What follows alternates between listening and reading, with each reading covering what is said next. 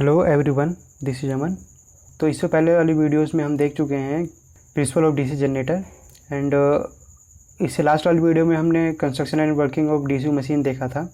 तो मैंने last video में ही आपको बोला था कि मैं आपको अगली वीडियो में लैप बाइंडिंग और वेव बाइंडिंग के बारे में बताने वाला हूँ। तो आज की इस वीडियो हमारी लैप बाइंडिंग और वेव बाइंडिंग के बारे में है। तो चलिए हम स्टार्ट करते हैं वीडियो को जल्दी से। तो हम स्टार्ट करेंगे अपना आर्मेचर बाइंडिंग से। बेसिकली जो आर्मेचर बाइंडिंग होती है हमारी आर्मेचर पे की जाती है और यही एक डीसी मशीन का एक ऐसा पार्ट होता है जहाँ पर एनर्जी का कन्वर्जन होता है। मेरे कहने का क्या मतलब है, अब जैसा कि जानते हो कि जनरेटर के केस में मैकेनिकल एनर्जी जो है इलेक्ट्रिकल एनर्जी में बदलती है और मोटर के केस में हमारी इलेक्ट्रिकल एनर्जी मैकेनिकल एनर्जी में बदलती है। तो आर्मेचर बाइंडिंग ही वो जगह है जहाँ पर ये एनर्जी का कन्वर्जन होता है। ठीक है। अब आर्मेचर बाइंडिंग हम दो तरह से करते हैं, एक लैप बाइंडिंग और एक वेव बाइंडिंग। अब ये दोनों कैटेगराइज किस बेसिस पे हमने कर रखा है, तो इसे हमने कैटेगराइज इस बेसिस पे कर रखा है जो हमारे आर्मेचर पे जो कंडक्टर होते हैं, या फिर आप बोल सकते हो जो कोयल हम बनाते हैं वहाँ पर आर्मेचर पे कंडक्टर्स के कम्बिनेशन से, मीन्स उनको कनेक्ट करके एक दूसरे से, मीन्स जो कंडक्टर होते हैं हमारे आर्मेचर पे जो स्लॉट हैं उनमें उनको हम कैसे कनेक्ट करते हैं कम्यूटेटर से, इस बेसिस पे हमने इसे दो तरह में कैटेगराइज कर रखा है, लैप बाइंडिंग और वेव बाइंडिंग। तो वीडियो स्टार्ट करने से पहले मैं आपको एक छोटी सी चीज़ रिमाइंड कराना चाहता हूँ। वो है कि जैसा कि मैंने आपको पहले भी वीडियो में बता रखा है कि एक टर्न जो होता है हमारा दो कंडक्टर से मिल के बनता है और उस कंडक्टर में जो ये लेंथ होगी हमारी कंडक्टर्स की वो होगी एक्टिव लेंथ ऑफ कंडक्टर, जिसमें हमारा ईएमएफ इंड्यूस होगा, active length of the conductor. और ये जो है हमारा एंड कंडक्टर है, ये हमारा बस इस कोयल को एक कंडक्टिंग पाथ प्रोवाइड कराने के लिए काम आएगा, यहाँ पर ईएमएफ इंड्यूस नहीं होगा कोई। और जैसा कि मैंने आपको पहले भी बताया है कि अगर हम दो या फिर दो से ज़्यादा टर्न्स को एक साथ सीरीज़ में जोड़ देते हैं तो हमारा कोयल बन जाती है। अगर हम दो या फिर दो से ज़्यादा कोयल्स को एक साथ जोड़ देते हैं तो हमारी बाइंडिंग बन जाती है। तो ये टर्म्स जो हमारी बार बार रिपीट होती, इसलिए मैंने आपको एक बार जल्दी से बताया ये। तो चलिए हम जल्दी से स्टार्ट करते हैं अपनी लैप बाइंडिंग से। यहाँ पर दो टर्म्स यूज होने वाली हैं बार बार, तो यहाँ पर हमारी दो टर्म्स जो हैं बार बार रिपीट होंगी, तो मैं उसके बारे में जल्दी से बता दूँ आपको। जो किसी एक डीसी मशीन में जो नंबर ऑफ पोल्स होते हैं उसे हम पी से डिनोट करेंगे और जो बाइंडिंग है उनके जितने भी पैरेलल पाथ होंगे उसे हम ए से डिनोट कर देंगे। ठीक है। तो लैप बाइंडिंग जो है हमारी कुछ इस वे में की जाती है कि जो हमारी कोइल्स हैं उनके जो पैरेलल पाथ होंगे वो बराबर होते हैं उस मशीन में जितने भी पोल्स होंगे उसके। तो वही लिखा है मैंने, the conductor in lap binding are join in such a way that there parallel path and poles are equal in number, means A बराबर P, means A means number of parallel path, P means number of poles. तो ये हो गया हमारा lap binding के बारे में basic सा। तो और लैप बाइंडिंग में क्या करते हैं हम, जो एक कोयल होती है हमारी, जैसे कि मैंने यहाँ पर रेड पेन से एक कोयल बना रखी है और दूसरी कोयल जो मैंने ब्लू पेन से बना रखी है। तो आप यहाँ देख सकते हो कि जो रेड वाली कोयल है यहाँ से स्टार्ट हुई है और यहाँ पर फिनिश हुई है, अब ब्लू वाली यहाँ से स्टार्ट हुई है यहाँ पे फिनिश हुई है। तो लैप बाइंडिंग के केस में क्या करते हैं हम कि जो कोयल है उसके एंड को उसके एडजेसेंट जो कम्यूटेटर सेगमेंट है उससे कनेक्ट करते हैं, मीन्स जो जस्ट उसके सामने पड़ता है उसी पे कनेक्ट करते हैं। और इसमें नंबर ऑफ ब्रश उतने ही रिक्वायर्ड होते हैं जितने नंबर ऑफ पैरेलल पाथ होते हैं, और नंबर ऑफ पैरेलल पाथ कितने होते हैं जितने उसमें नंबर ऑफ पोल्स होंगे। जैसा कि मैंने अभी आपको बताया, number of parallel path is equals to number of pole. तो इसमें नंबर ऑफ पैरेलल पाथ या फिर नंबर ऑफ पोल्स या फिर नंबर ऑफ ब्रश तीनों इक्वल होते हैं, और जितने भी नंबर ऑफ ब्रश होंगे हमारे उसमें से आधे हमारे नेगेटिव होंगे और आधे पॉजिटिव होंगे। मेरे कहने का मतलब क्या है, अगर किसी मशीन में 8 पोल हैं और लैप बाइंडिंग हो रखी है उसकी, तो 8 पोल हैं तो उसमें 8 नंबर ऑफ पैरेलल पाथ भी होंगे, कोइल्स में 8 नंबर ऑफ पैरेलल पाथ होंगे और 8 ही उसमें ब्रश रिक्वायर्ड होंगे हमें। और उस 8 ब्रश में हमारे 4 ब्रश जो होंगे हमारे पॉजिटिव पोलरिटी के होंगे, 4 जो होंगे नेगेटिव पोलरिटी के होंगे। तो यहाँ पर ये मैंने बस 2 कोइल बना रखी है और इसमें आप देख सकते हो कि मैंने इन्हें एडजेसेंट ये कम्यूटेटर सेगमेंट बना रखे हैं, मैंने उनसे कनेक्ट भी कर रखा है। तो ये फिगर एक मैंने बनाई थी, रफ फिगर है वैसे तो ये आप देख सकते हो, इसमें आपको शायद अच्छे समझ में आ जाए। तो जस्ट जैसे यहाँ पे मैंने रेड वाली जो कोयल है वो बनाई है, यहाँ पर भी वही रेड कोयल है और उसके बाद ब्लू वाली कोयल नंबर 2। ठीक है। और यहाँ पर स्लोट में होते हैं वैसे तो, लेकिन यहाँ पर अगर मैं स्लोट बनाता तो काफ़ी कॉम्प्लिकेटेड हो जाता है और आपको फिर शायद समझने में थोड़ी दिक्कत महसूस होती है इसे, तो इसलिए मैंने इसे ऐसे बनाया है। अब यहाँ पर आप देख सकते हो कि ये एडजेसेंट कम्यूटेटर सेगमेंट से कनेक्ट है। कम्यूटेटर कुछ इस तरह से होता है, यहाँ पर ये शाफ्ट पे होते हैं दोनों। और लैप बाइंडिंग जो है हमारी वो यूज़ होती है low voltage and high current applications के लिए, ठीक है। मीन्स ऐसी किसी मशीन में यूज़ होगी जहाँ पर high current and low voltage की रिक्वायरमेंट होती है, और ऐसी मशीन का बेस्ट एग्जांपल है हमारी वेल्डिंग मशीन। वहाँ पर वोल्टेज लो होता है हमारा और करंट हाई होता है। अब अगर मैं बात करूँ कि लैप बाइंडिंग के टाइप्स की, तो लैप बाइंडिंग की टाइप्स तो हमारे पास यहाँ पर मेनली 3 टाइप की बाइंडिंग्स होती हैं lap binding: simplex, duplex and triplex lap binding.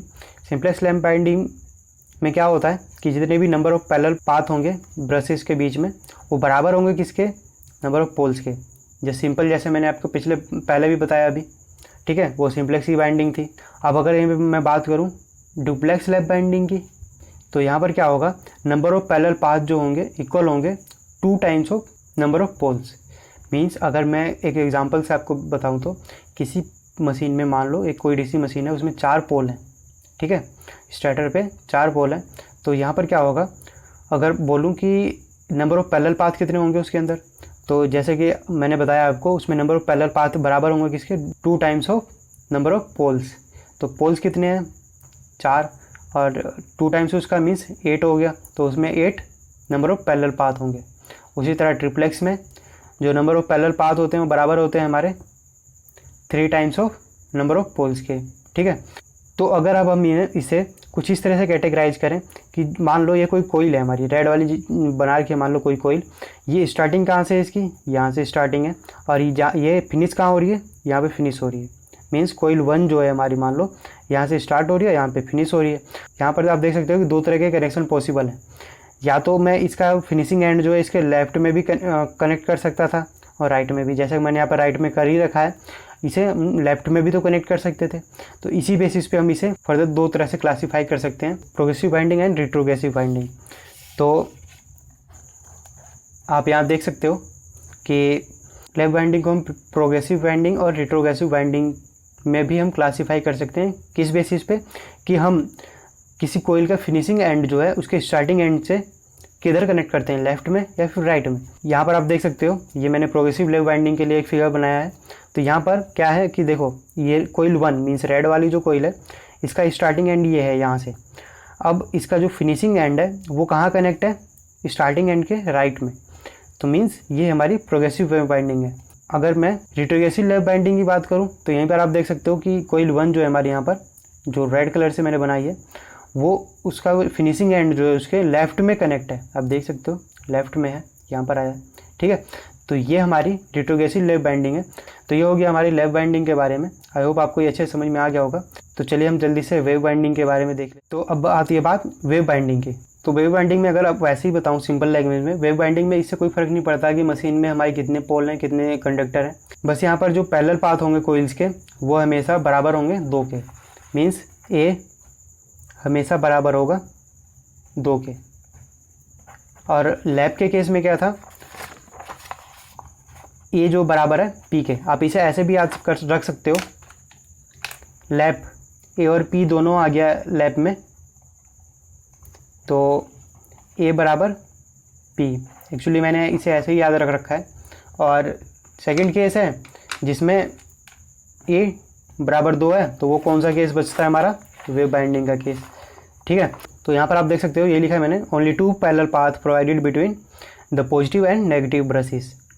अब यहाँ पर दूसरा क्या डिफरेंस है लैप बाइंडिंग से, तो अभी जैसा कि मैंने आपको बताया कि लैप बाइंडिंग में हम क्या करते थे कि जो उसके स्टार्टिंग एंड और फिनिशिंग एंड थे उसे हम एडजेसेंट कम्यूटेटर सेगमेंट से कनेक्ट कर रहे थे। लेकिन यहाँ पर ऐसा बिल्कुल नहीं है। यहाँ पे क्या करेंगे, स्टार्टिंग एंड और जो फिनिशिंग एंड है कोइल का, उसे हम कुछ दूर कम्यूटेटर सेगमेंट से कनेक्ट करेंगे। तो आप यहाँ पर यही बात लिखी है, मैंने देख सकते हो, the finishing end of one armature coil is connected to starting end of another या फिर other armature coil commutator segment at some distance apart. आप यहाँ पर देख सकते हो कि जो फिनिशिंग एंड है कोइल 1 का वो कनेक्ट है स्टार्टिंग एंड ऑफ कोइल 2 के, और ये दोनों कम्यूटेटर से कैसे कनेक्ट है, कुछ डिस्टेंस अपार्ट, मीन्स कुछ डिस्टेंस दूर पे। कनेक्ट कहीं वैसे अगर होता लैप बाइंडिंग होती तो कहीं इधर कनेक्ट होती, लेकिन आप देख सकते हो कनेक्ट कहाँ है, कुछ दूरी पे। ठीक है, तो आप ये वाली फिगर भी देख सकते हो, जैसे कि मैंने आपको उसमें बताया, इसमें भी बताया है। तो यहाँ पर आप देख सकते हो, जैसे यहाँ पर एक मैंने कोयल 1 बनाई थी रेड पेन से, यहाँ भी वैसे ही मैंने बनाने की कोशिश की है। और ये ब्लू वाली कोयल 2 ये थोड़ा दूर है एक दूसरे से। ये आप देख सकते हो कि थोड़ी दूरी पे कनेक्ट है कम्यूटेटर सेगमेंट से। एक्चुअली फिगर उतनी अच्छी बनी नहीं है, क्योंकि सिर्फ ये 2 ही पैरेलल पाथ में इस पूरे आर्मेचर को ये कवर कर लेती, लेकिन वो दिखाना इस 2D पिक्चर में पॉसिबल नहीं था। तो आप बस भावनाओं को समझो कि क्या मैं आपको समझाना चाह रहा हूँ यहाँ पे। तो यहाँ पर जैसे मैंने आपको पहले भी बताया कि जो हमारे कंडक्टर्स हैं उसे 2 पैरेलल पाथ में बस डिवाइड करना होता है। ठीक है, तो यही लिखा है, the conductors of wave binding split into only 2 parallel path. और यहाँ पर जो ब्रशेस रिक्वायर्ड होते हैं ओनली 2 हैं, क्योंकि यहाँ पर 2 नंबर ऑफ पैरेलल पाथ है, तो यहाँ पर ब्रश 2 ही रिक्वायर्ड होंगे बस। और जो वेव बाइंडिंग है हमारी यूज़ होती है हाई वोल्टेज और लो करंट एप्लीकेशन के लिए।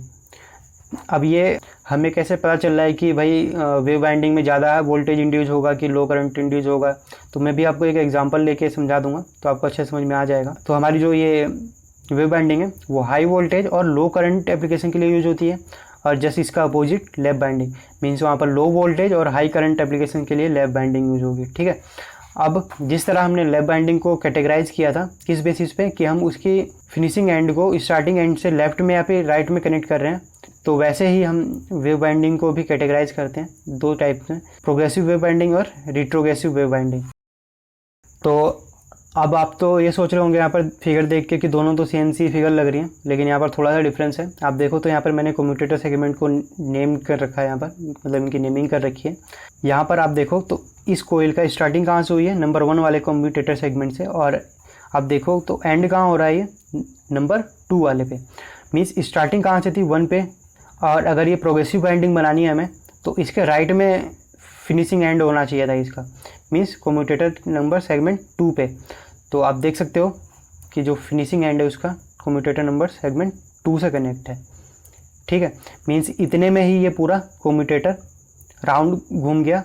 और ये आपको अगर समझ में नहीं आ रहा तो मैं बताऊँ आपको, जैसे कि मान लो ये कोई कम्यूटेटर है, तो इसका ये स्प्लिट भी हुआ है, मीन्स यहाँ से काट दिया और इसे फैला दिया, ऐसे काट के इसे फैला दिया,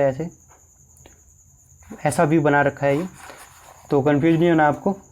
अब यहीं पर हम रिट्रोग्रेसिव बाइंडिंग की बात करें तो स्टार्ट कहाँ से हो रही है, मान लो सेगमेंट नंबर 1 से, तो एंड कहाँ होनी चाहिए थी हमारी ये, इसके लेफ्ट में कौन सा, मतलब ये कम्यूटेटर सेगमेंट नेम C, यहाँ पर एंड होनी चाहिए थी। तो आप यहाँ देख सकते हो एंड कहाँ हो रही है, ये C पे।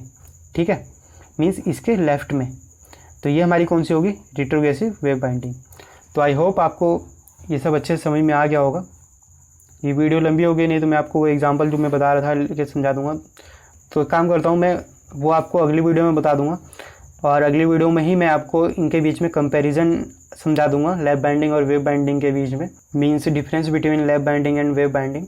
और एक एग्जाम्पल लेके मैं आपको लैप बाइंडिंग और वेव बाइंडिंग को अच्छे से समझाने की कोशिश करूँगा उसमें। तो आई होप आपको इसमें ही आपको अच्छे समझ में आ गया होगा, लेकिन अगर आपको इसमें फिर भी कहीं भी डाउट है तो आप वीडियो वो वाली देख लेना, तो शायद आपको क्लियर हो जाए। अगर फिर भी नहीं आपको क्लियर होता है तो आप मुझे कमेंट करके पूछ सकते हो, मैं जल्दी से जल्दी आंसर करने की कोशिश करूँगा। तो वीडियो अगर अच्छी लगी तो लाइक एंड सब्सक्राइब जरूर करें। Thank you.